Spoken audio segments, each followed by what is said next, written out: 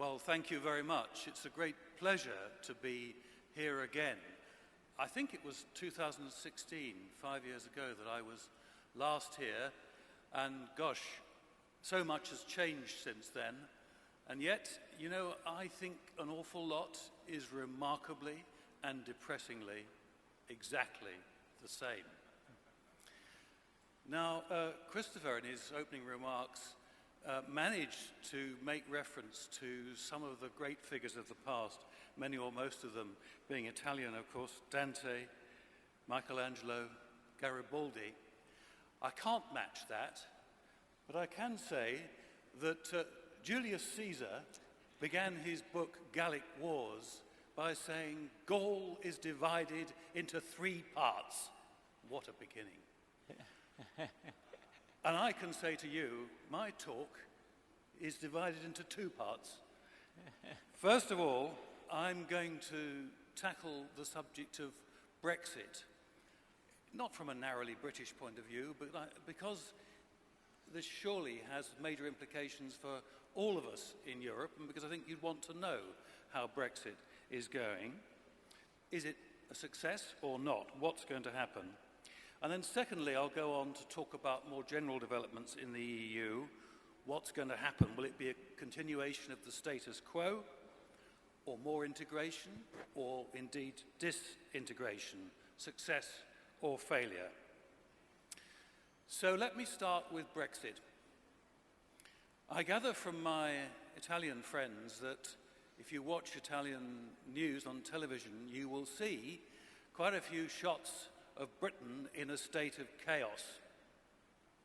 Empty supermarket shelves, queues of cars on the road, people trying to get petrol, occasional fights among motorists who are so angry, the general breakdown of the economy. Indeed, from the stories I hear from my Italian friends, you could easily mistake contemporary Britain for Lebanon at its worst. Well, the reality is rather different from that. It's true that we're suffering some shortages, and we've got a major problem with regard to lorry drivers, HGV drivers so-called, and some of that is made worse by Brexit. But on the whole, it's not a Brexit phenomenon, and you can see that in the fact that countries all around the world are suffering similar things. There's a shortage of HGV drivers just about everywhere. The large ports of California are clogged up because they can't unload, because there aren't enough lorry drivers to move the lorries from the ports of California. Important though Brexit is, I don't really think it can be held responsible for that. And then on top of the HGV problem, there are general supply shortages and higher energy prices worldwide. Again, nothing whatever to do with Brexit. And the pandemic, the effects of the pandemic, which all of us here the same. We're gradually escaping from, but the effects are still with us, with major implications for the British labour market and indeed the whole economy and society. I will admit, though, over and above that, there is a particularly British phenomenon at work at the moment. That's to say, government incompetence. Now, I don't think this is in and of itself specifically to do with Brexit. And I'll say more in a moment about quite how that incompetence contributes to some of our problems. So has Brexit been a success? Well, the great Chinese leader, the premier under Mao Zedong, Zhou Enlai, was asked early 1970s whether he thought the French Revolution, the great French Revolution of 1789, had been a success. He thought carefully, pondered, and then eventually gave his reply. It's too early to tell. I think much the same can be said about Brexit. Now, I hope it won't take the best part of 200 years for us to be able to come to a verdict. But you know, you can be overly critical of what little the Brits have achieved so far. You'll think they've had 5 years at it. They voted in 2016 to come out. Here we are, 2021, more than 5 years since we voted. Surely we ought to be able to assess whether it's been a success by now. Well, I have some sympathy with that sentiment. But in case you don't know, let me point out to you that in fact, the UK has only just earlier this year properly left the EU. And in some respects, it still hasn't left the EU. How, you ask? And the reason, I think, bears closely on the situation here in Italy and indeed in Europe as a whole. The fact of the matter is that the British establishment was determined after the vote of 2016 to make sure that it was never implemented. There either had to be a second referendum, or if not that, the British state would somehow prevent the UK from leaving the EU. That's what the whole British establishment was devoted to. The government, the Cabinet Office, Parliament, and most importantly, the courts. So in 2019, we were stuck in a position, 3 years after the vote, where the establishment was openly standing against the wishes of the people as expressed in the referendum result of 2016. And it was only because Boris Johnson, in his brilliant phase, more about that in a moment, stood out, goaded and encouraged and directed by something of an evil genius called Dominic Cummings. He set out to take on the establishment, won a crushing victory at the general election, and after that, only after that, did the establishment just about give up. So that it's comparatively recently in Britain that the Brexit wars have come to an end, and we've ceased to have half the country battling against the other, wanting to reverse the decision. It's very, very recent. So perhaps we can be a bit indulgent towards the fact that it is still too early to tell. Actually, the prospective effects of Brexit on the British economy were all along exaggerated by both sides in the argument. For the Remainers, and in Britain many of us call them Remoners, that's going to be quite a challenge for the translators. How you translate that into Italian, I don't know. Remainers and Remoners. According to them, if we voted to leave the EU, never mind actually leaving the EU, the economy would collapse, huge decreases in GDP, unemployment would rise sharply, house prices would fall precipitately. And with those forecasts, the Treasury, official forecast from the Treasury, the British electorate was supposed to be terrified. And I think some people were worried. Many of us just laughed. Anyway, in the event, nothing of the sort has happened. Now, on the other side of the debate, if you like, my side, being a Brexiteer myself, there were some Brexiteers who appeared to believe, and publicly spoke, as though Brexit would deliver an immediate economic transformation. All you had to do was leave the EU and, hey presto, things would revive and recover and the economy would zoom ahead. Well, needless to say, that hasn't happened either. Surprise, surprise. The truth was always much more prosaic. Brexit presented and still presents a set of challenges and opportunities. It isn't as though changes just happen, falling on the economy like manna from heaven. No, you actually have to do something. You've got more freedom as a result of being out of the EU, but nevertheless, you've got to do something. You've got to take the right decisions.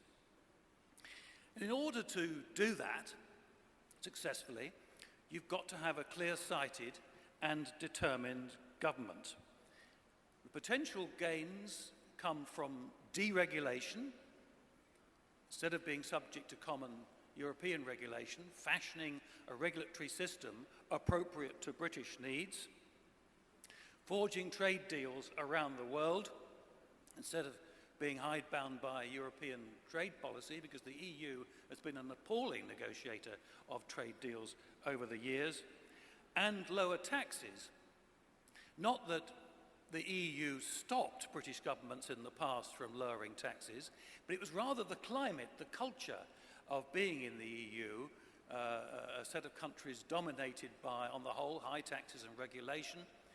In that context, the British establishment settled for all of that. And I think it was possible to argue, I argued, that outside the EU, the establishment would get a rocket and be forced to adopt policies that would make Britain competitive. So those were the arguments, those were the ways in which there could be an economic effect. But all of them required action.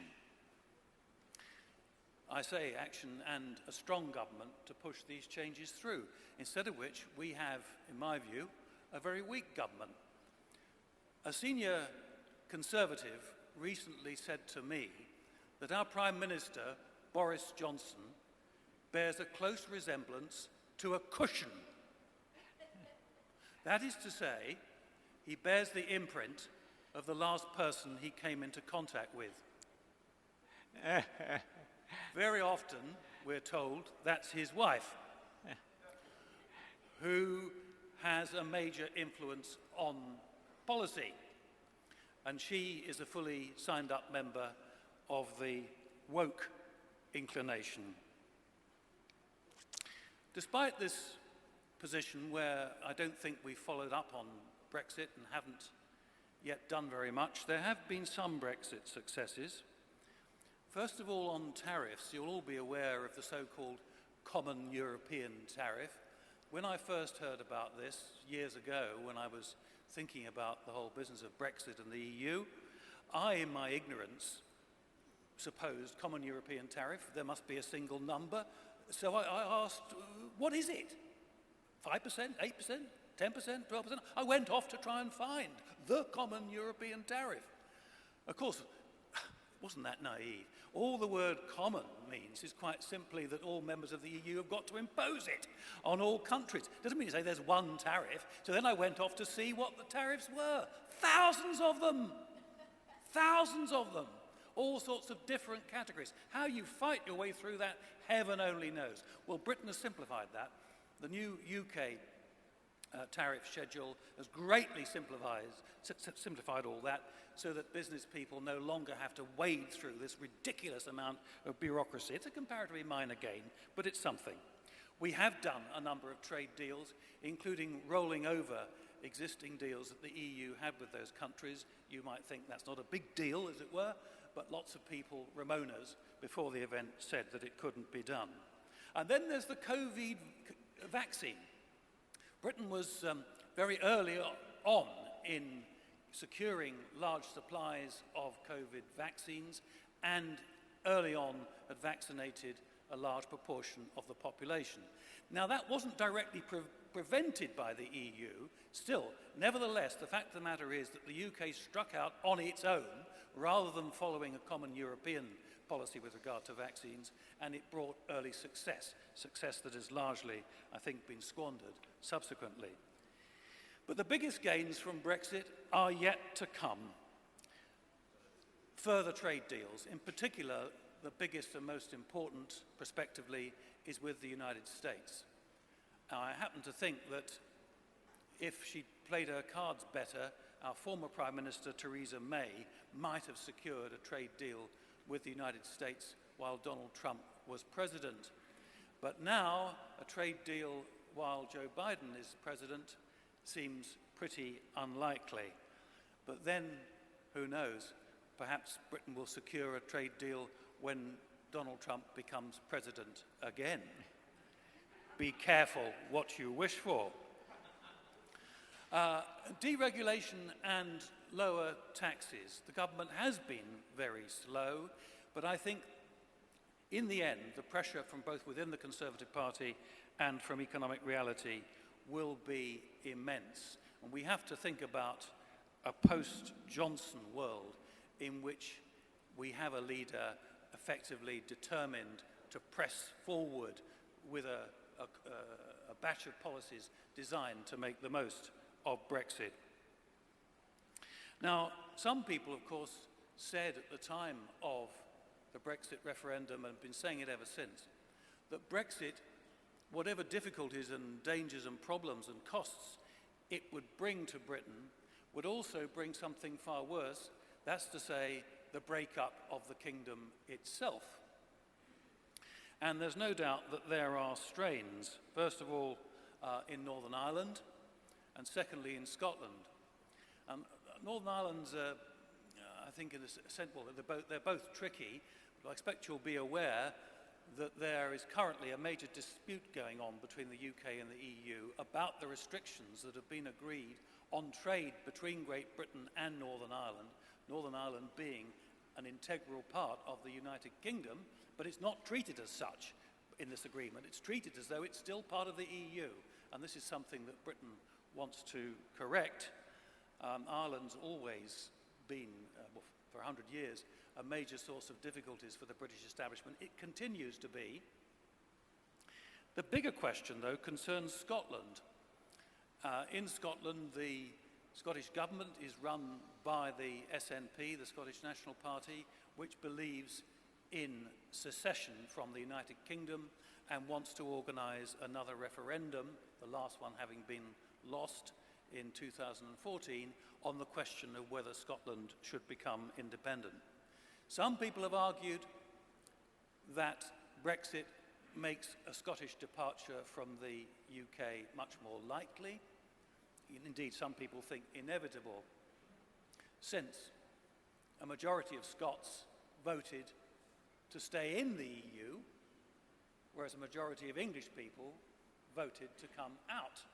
And so there's some resentment in Scotland that Scotland's position in Europe has been determined by those nasty characters across the border. There's no doubt this is a very live and important issue. However, my own view is that Brexit does not make Scottish independence more likely. In fact, I'm convinced it makes it less likely. And the reason is, it's all very well for a small country like Scotland to leave the United Kingdom while it's still part of the EU, and while its other members of the United Kingdom are parts of the EU, because that then secures easy movement across borders, movement of capital, common regulation, a whole series of things. Both major parts of the United Kingdom in those circumstances would still be in the same ambit, thanks to the EU. Once the UK leaves the EU, if Scotland were to leave the UK, you've then got a hard border between Scotland and England, and the economic consequences of that are going to be devastating. The economic case for Scottish independence was always very weak anyway, but after Brexit, it is even weaker.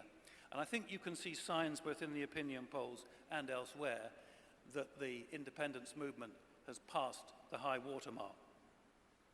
But I think, and indeed I've believed all along, that the real gains from Brexit lie in the future.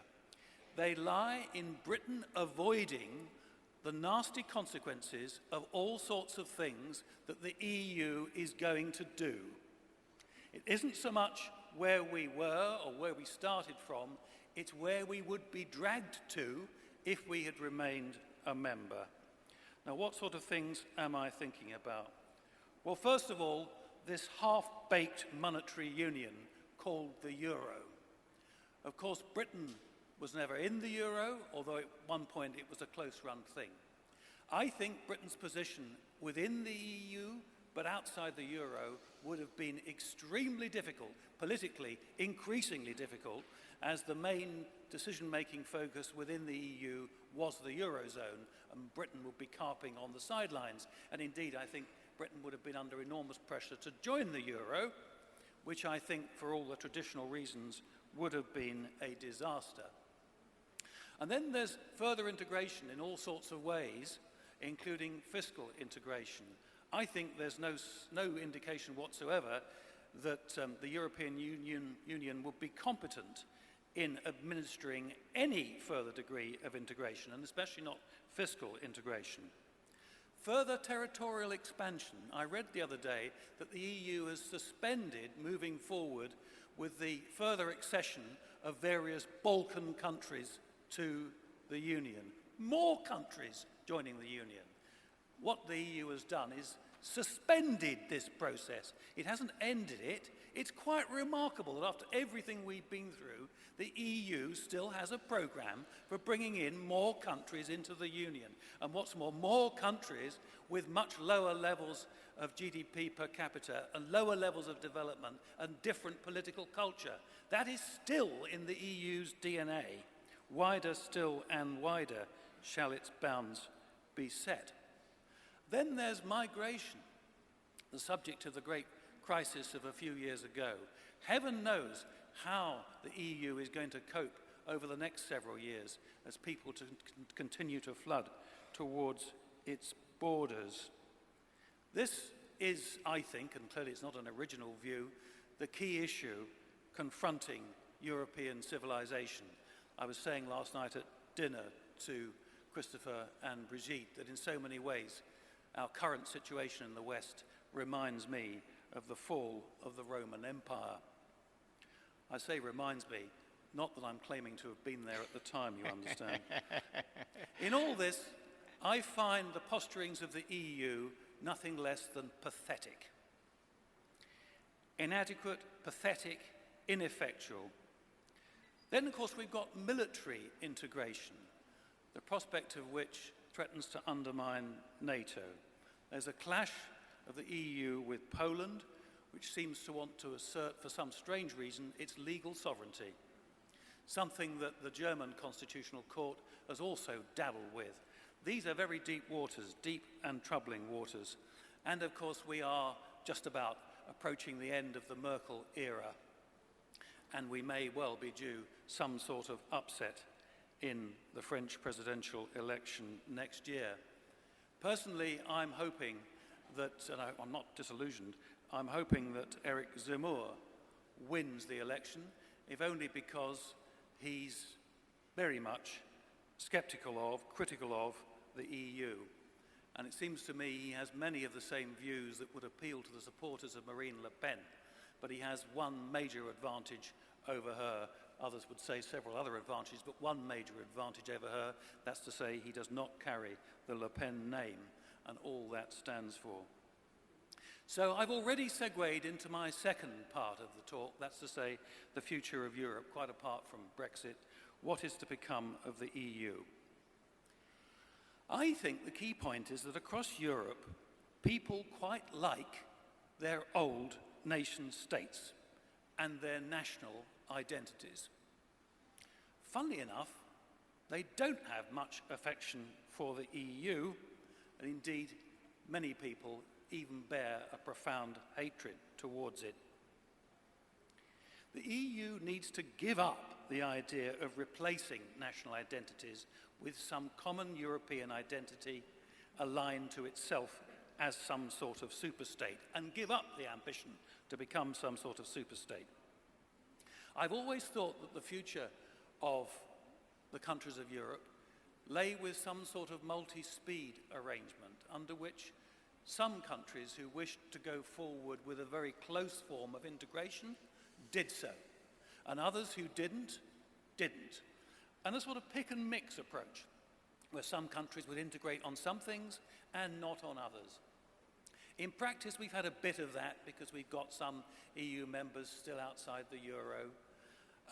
We've got different reactions to a series of European policy issues, but nevertheless, the general thrust is still togetherness, harmonization, unity, one way forward, and I think that is doomed to failure. It's often argued, and I remember reading something by Romano Prodi some time ago along these lines, it's often argued that a major reason as to why Europe needs to unite is to face the China threat. Well, I don't think this argument is very persuasive. It depends what the effects of unification are. There's no point in unifying into mediocrity.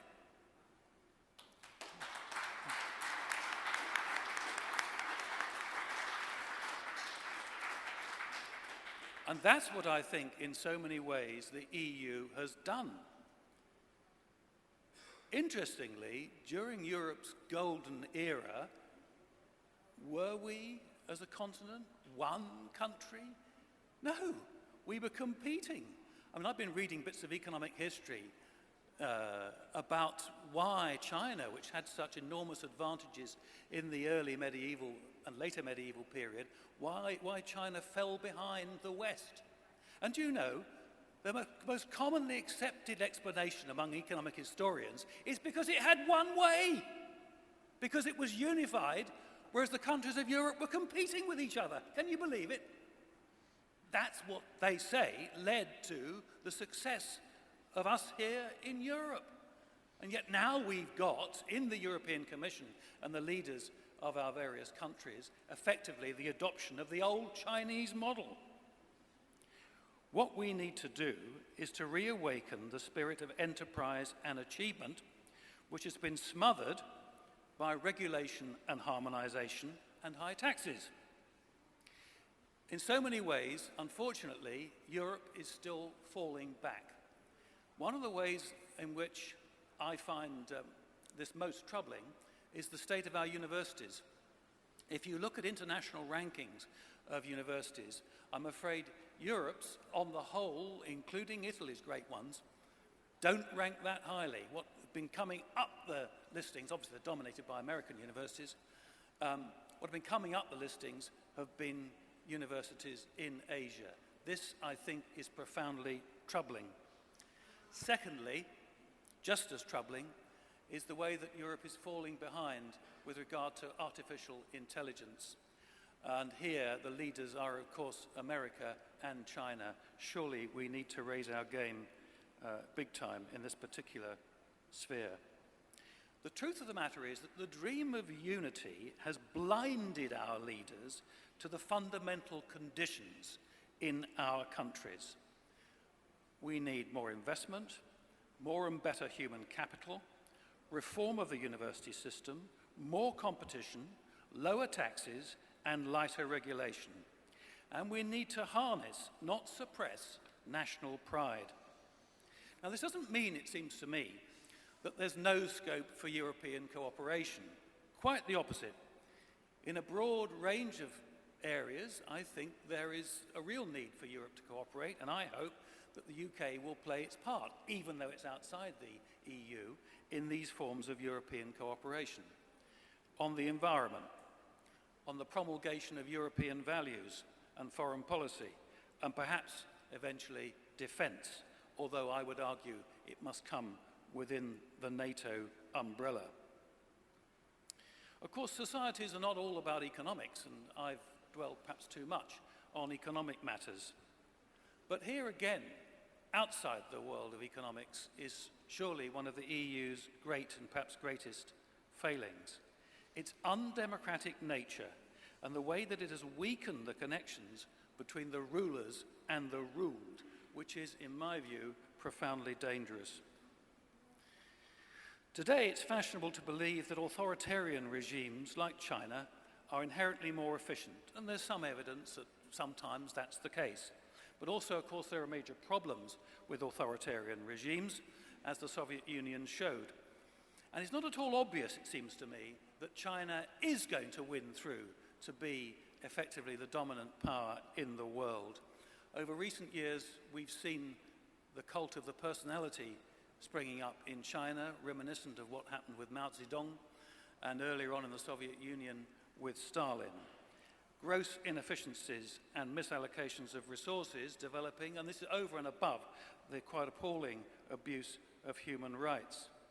We in Europe are sort of in between two extremes. We're neither authoritarian with terrifically powerful governments, nor do we let the markets rule and have free sway. And there's nothing wrong with being in the middle as long as we are effective in the position that we take.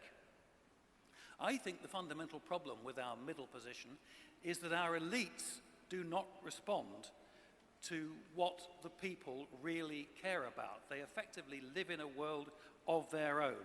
What do the people care about? Of course they care about living standards, but they also care about cultural identity, national identity. They're worried about a youth without jobs and without hope, who seem disconnected from the country that their parents knew. These things, an elite that was really connected to the people would care about. And of course, they are seriously worried about crime. Actually, I'm not against elites at all. It all depends, it seems to me, on what the elites do and how competent they are and how well they carry out their duties. To my mind, one of the reasons why European elites and indeed the whole European structure has been, I would argue, pretty ineffectual in both pushing forward the European economy and developing the European society, one of the reasons, I think, is that it's been dominated by lawyers. Yeah. Now, I must be careful because maybe some of you here are lawyers. And let me say, they've been splendid people. Some of my best friends are lawyers, really. But enterprise and economic success do not readily emerge from a lawyer's pen, with the possible exception of Lee Kuan Yew of Singapore. We need not more laws and regulations, but rather more of the market, not less of it. Now, the left tells us that the market does not bring a sense of identity and belonging, which we all need. And I think they're right about that. But in market societies in the past, and in some parts of the world still, identity and belonging, although not provided by the market, do emerge and live on in a market economy. They consist of allegiance to a culture and a civilization and a nation. And that's where I think we in Europe need to direct our attention. In these respects, the EU is not helping us at all. And in my view, if the EU doesn't change, it will die. What's more, if it doesn't change, it will deserve to. Thank you very much.